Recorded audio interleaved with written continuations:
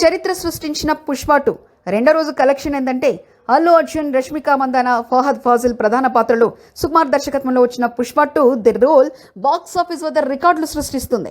Cinema రెండో రోజున శుక్రవారం భారతదేశంలో 90.1 కోట్లు వసూలు చేయగా 2 రోజుల్లో ప్రపంచవ్యాప్తంగా 400 కోట్ల గ్రాస్ వసూలు సాధించింది.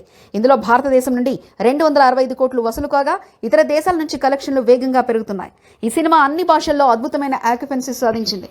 తెలుగులో 53%, హిందీలో 51.65%, తమిళంలో 38.52%, కన్నడలో 35.97%, మలయాళంలో 27.30% ఆక్యుపెన్సీతో రికార్డు స్థాయి వసూలను నమోదు చేసింది. పుష్ప 2 విడుదలైన తొలి రోజు బిగ్గెస్ట్ ఓపెనర్గా నిలిచింది. శుక్రవారం కూడా సినిమాకు దేశవ్యాప్తంగా భారీ స్పందన వచ్చింది. ఈ విజయంతో పుష్ప 2 పాన్ ఇండియా హిట్గా నిలిచింది.